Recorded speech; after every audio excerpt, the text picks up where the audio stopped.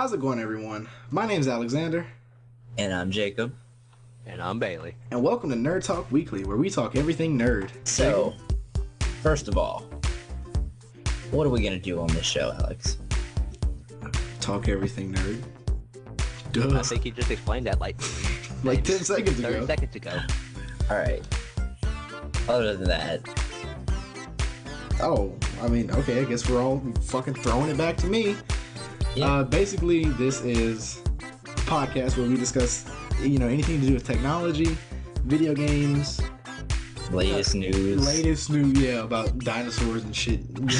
You'll find out about that later. That's not necessarily recent news. It's kind of about a couple billion years ago, but you're so punny. You're so punny. But no, basically everything to do with technology, current events and video games. So Jacob, why don't you start us off? Alright, so just to start us off, I wanted to mention how lately there was a sale on Amazon where there was a Commodore 64 that sold for $23,000. Damn. Which... Wow. Was there anything special about the computer, or was it just an old console computer, and someone wanted it so bad. Sentimental to it, or something. The sentimental value is that this is what people grew up coding on, and this is what they've always wanted. It's not even that. I mean, this is just like hardcore fucking DOS box shit. Dude, it's so old too. Wow, $23,000. I wish I had $23,000. That's insane. You ain't lying. It's like, imagine buying a new car and then just trading it for an old computer that you literally can't do anything except like play video games on. It's just, oh man. And also, that's insane. Lately there's been a lot of stuff going on with wearable technology. Now, what is that? Wow, there's a lot to do with this. Like all right. First like thing. Smartwatches. Oculus Rift, smartwatches, Google Glass, Microsoft HoloLens, all these crazy stuff, all virtual reality headsets. Like the one Samsung's coming out with us. I've seen. Now hold on, just to intervene real quick. When you were saying wearable tech before we started this, I thought that was some fucking company. I didn't know you meant like technology that you literally wear. Yeah, GG kid. No.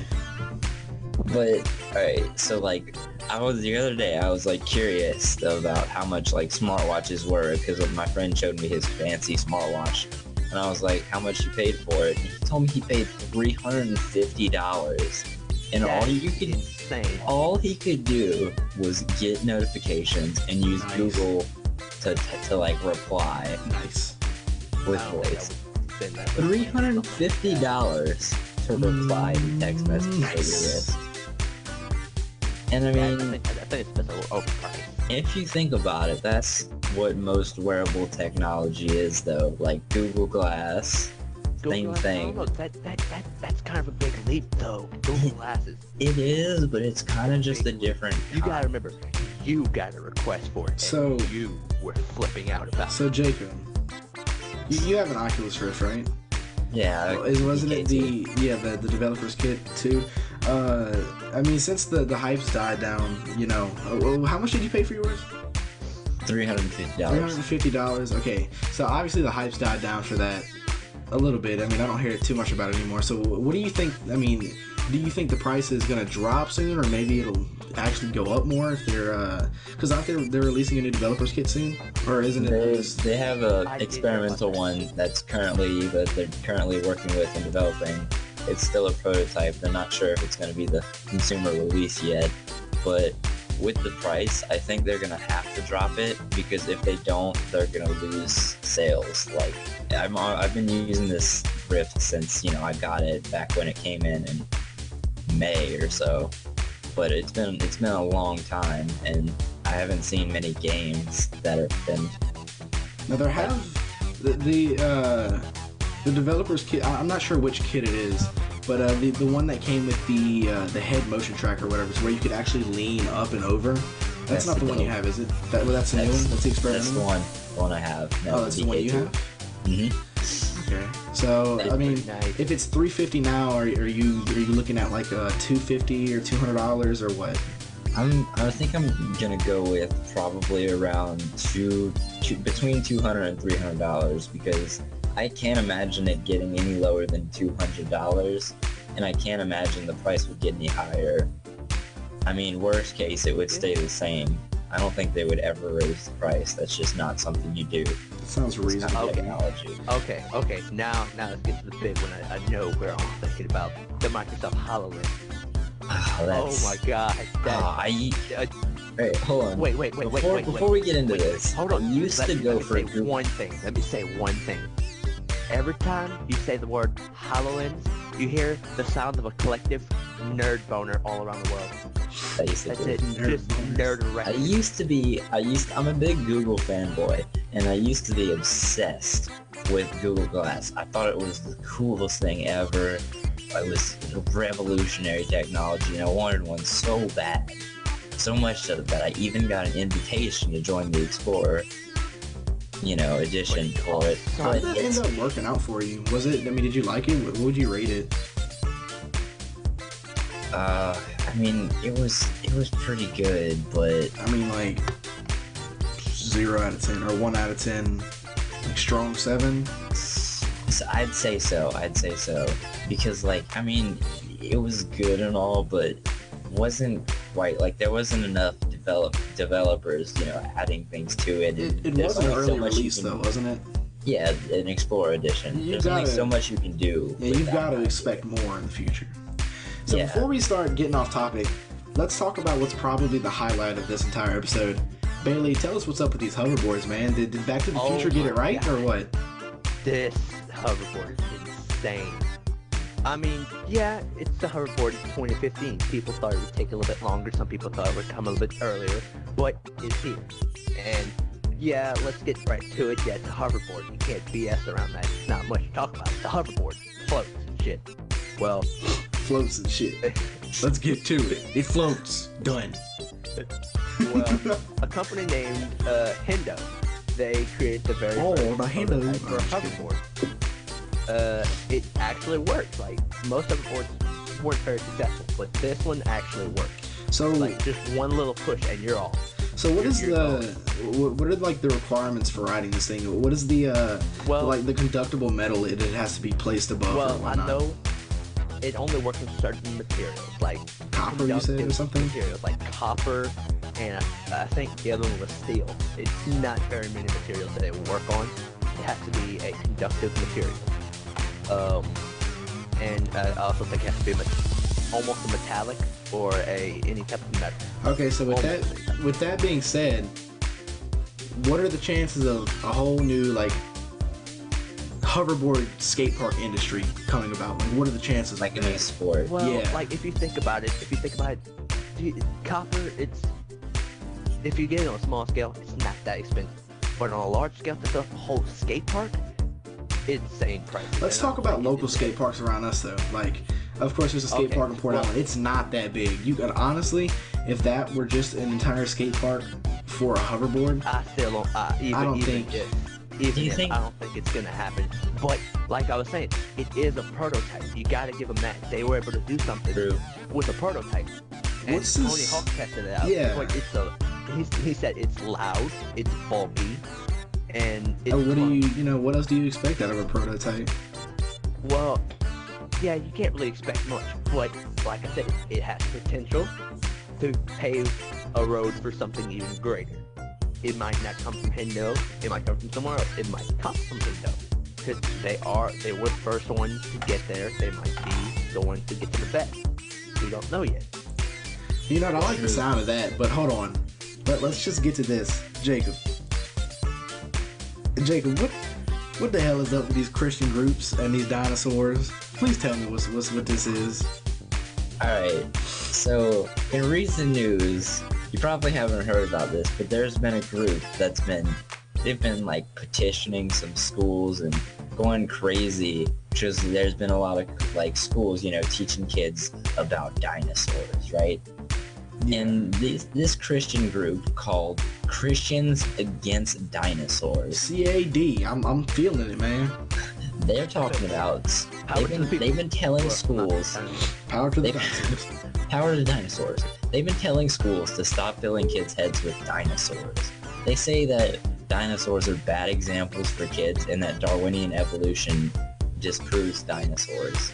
What do you think about that? I just want to interject real quick. I just want to, for anyone who listens to this, I want to read the notes Jacob sent to me because I found this hilarious. This is the section for Christian groups against dinosaurs. Christian group. Stop filling kids' heads with dinosaurs. Christians against dinosaurs. Dinosaurs bad. I don't know why that made me laugh so much, but just, I mean, people, you know, why hate dinosaurs? Just take stuff too far.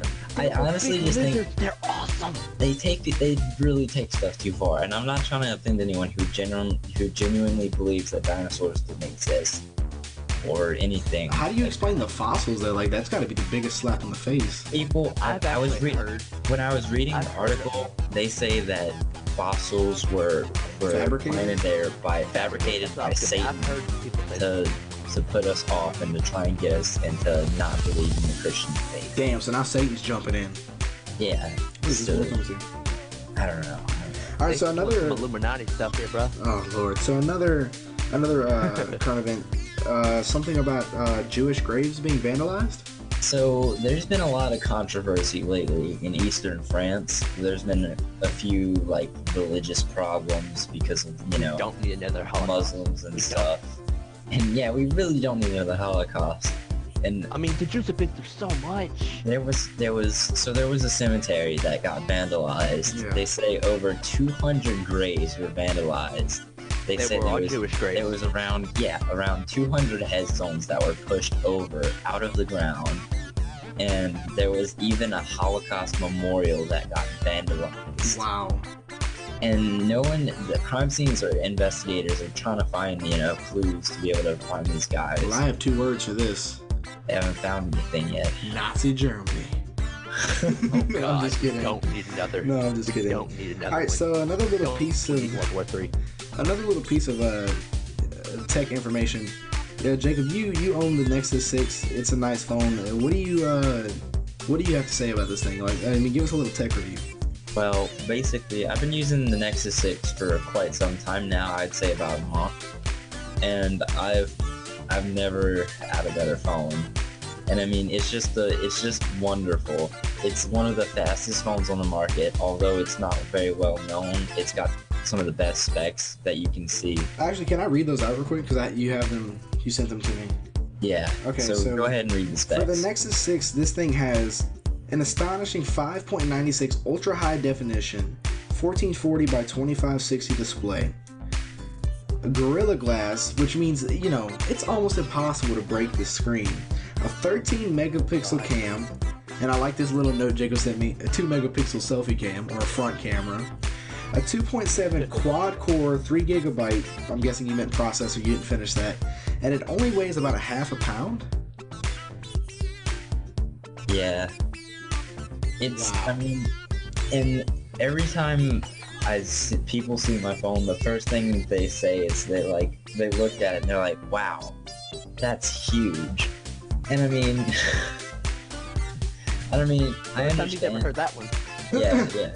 I mean, I understand all the references and stuff, but once you start using a big phone like this, 6 inches, like when I look at like my sister's iPhone 6, it looks like I'm holding the smallest thing ever, like one of those old MP3 players. Like iPhone 6s are big too. And those that's saying iPhone something. 6 Plus. Man, hey Bailey, back to that thing you said about how many times he's heard about having a big phone.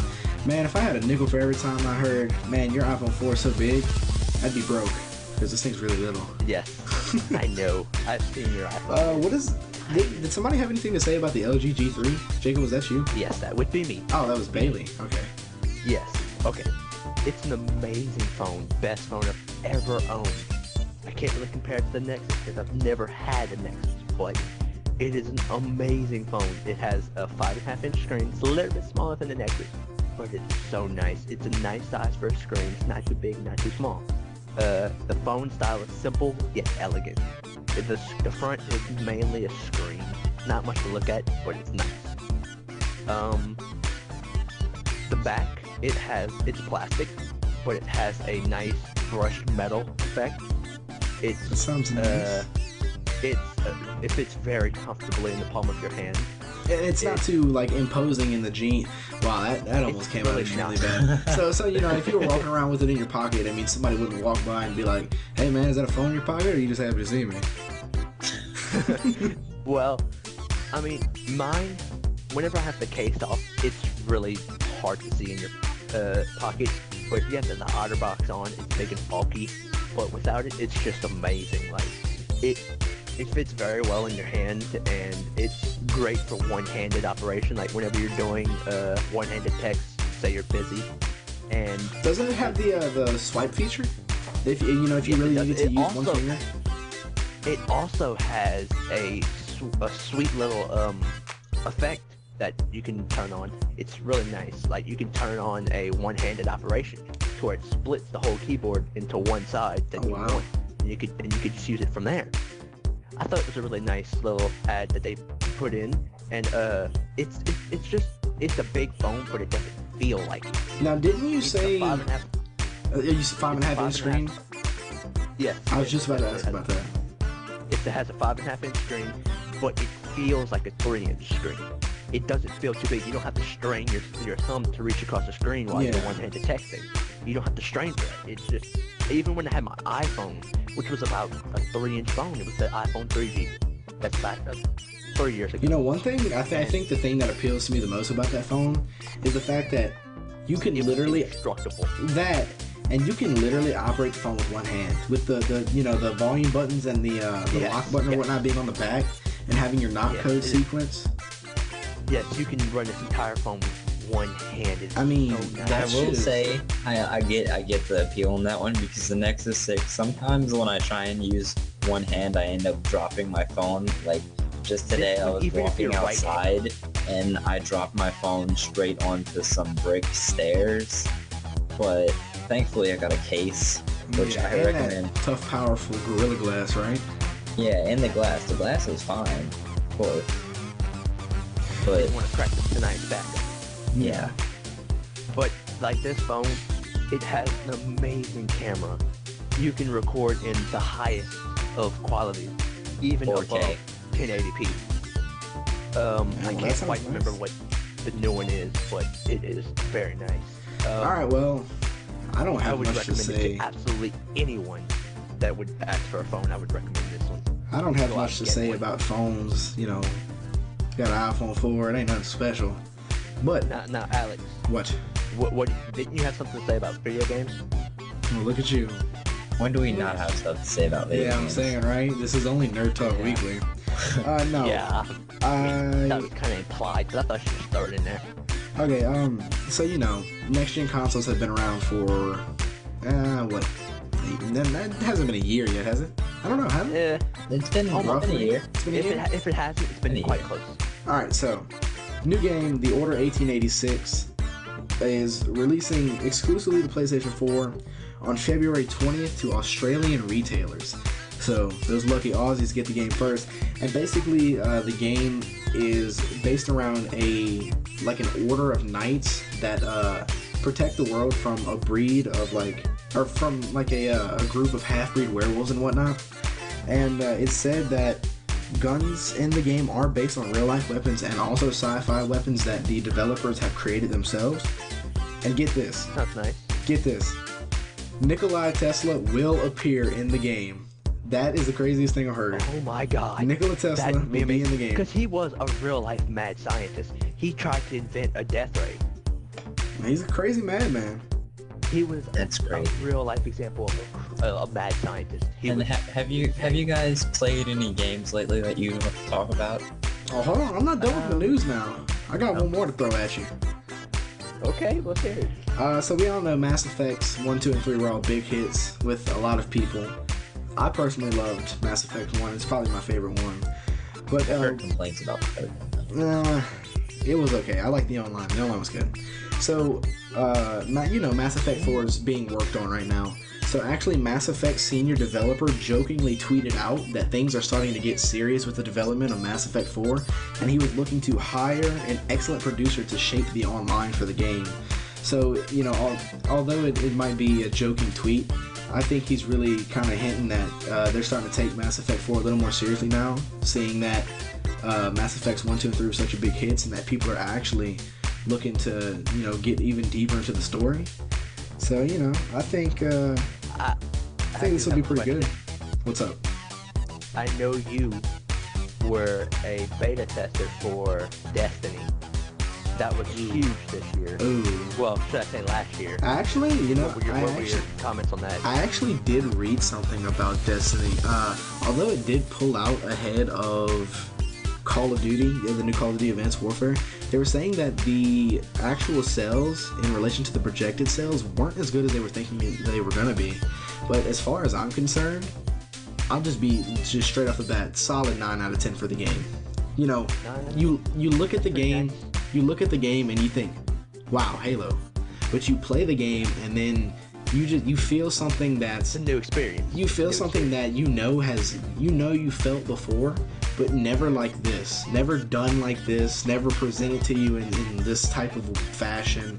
It's just like, it's an old experience, just revamped completely. You know how they say revamped, and that's weird that you say that, because I was thinking of a game that we played recently that's kind of like an old experience, but never delivered in such a way. Dying Light. What are your thoughts on that? Ooh, fantastic. 10 out of 10. No doubt. 10 out of 10. We've played that game so long. That game. Man. It was when, as soon as it came out, we were all like, Dead Island. You know what? Instantly, yeah. Looking at it, I was like, Dead Island. Playing it, I was like, Dead Island can just eat a dick. I'm just gonna go ahead and say it. Dead Island, eat a dick. There are so many things Dying Light did right that Dead Island should have done right. But I mean, Dying Light just takes the cake. The only complaint I have about the game is spoilers. Spoiler alert. If you don't want to hear about endgame here, don't listen. But the only complaint I have is that the end boss was just really shitty. Like, quick time events, you could have done so much better than that. But I think all the parkour in the game made up for it. Like, as a matter of fact, I enjoyed the parkour more than even the combat in the game. They both tie together so well. It's just a completely different experience. Even if you're a new gamer, or if you've been playing video games since before you could even walk or talk, it's just a completely different experience, like something you've never played before. Now was this game Oculus Rift compatible or no? I actually did read on that today, and apparently the developers of the game did build in slight compatibility for the Oculus Rift, like when they were developing it, without motion tracking, of course. But there's no implementation fully. They're just gonna have to. I feel like if it was fully implemented into the game, it would kind of feel like Mirror's Edge. I think the name was of the game, where it was like free running. Mm-hmm. I think it would kind of feel like that, but more towards zombies. But I mean, whose computer is the beast enough to run that game on 70 frames per second? 75 frames. Don't know. Hey, people build their own computers and run this shit crazy. Maybe mine might have yet to play it. I can't wait. Get that internet, man. I'm working on it so much. Our poor friend Bailey is still struggling to get internet at his house. Well, guys, that We live wraps. in the middle of nowhere. Okay. Sorry. Do you wanna interrupt me once more? And I wanted to cover one more topic that we missed. We discussed revolutionary technology such as the Oculus Rift, the hoverboard, all these things, but we forgot about HoloLens. Now, Microsoft has unveiled their latest product that is currently in development, that they have promised to ship out to developers soon, so they can start building their apps. But the demos made it look like it was holodecks, like a pair of glasses you put on for holodecks. Like, the future is now. Is that the thing where I think it's the woman in the kitchen puts it on and like she sees like a planner on the refrigerator and stuff or something? Yeah. They demonstrated Minecraft, like building stuff in real life. They demonstrated like putting it on a motorcycle to, like, I don't know, fancy it up or something. Oh, I did see that. I think that was help you actually the construct body stuff style that they were trying to get to. But if you ask me, that reminds you've ever seen the new Iron Man, the third one? Whenever he starts building the suit right in front of him with the hologram, that's what it reminds me of. That's what I've always wanted to see. That's what we're gonna get with the HoloLens, and I just can't wait. Oh my god, I just can't wait. I have to But the problem, they've built it up a lot with that trailer video, and I think they better do good and deliver, because people are gonna have high expectations now. Really high. They have high expectations. I think maybe the route. I'm sorry, that was my phone locking. Maybe the route they should have took with it. It shouldn't be such a big thing. Hyped up thing. Yeah, no, they should have. I mean, announce it and then just keep it on the low, and then when it comes out, just blow everybody's mind. Now, if they don't deliver, this is just a big downfall. This is money sent down the drain. This is gonna be the virtual boy. Oh my god, the virtual boy of fucking holograms. Yeah, that'll be the end. Just like then again, Microsoft has loads of money. Yeah, well, Nintendo had loads of money, and look at the fucking virtual boy. That thing was ass. Yeah. Alright, well, that about wraps up everything we wanted to talk about, huh? Yep. Bailey? So that covers everything. Bailey, closing statements? I think we've covered everything. Jacob, closing statements? That's pretty darn good. I feel like for 27 minutes we've covered a good bit of information. Thanks for watching, guys. I'm Alexander, joined by Jacob and Bailey. Thank you for tuning into our very first podcast of Nerd Talk Weekly, and we'll see you next week. Peace out, guys.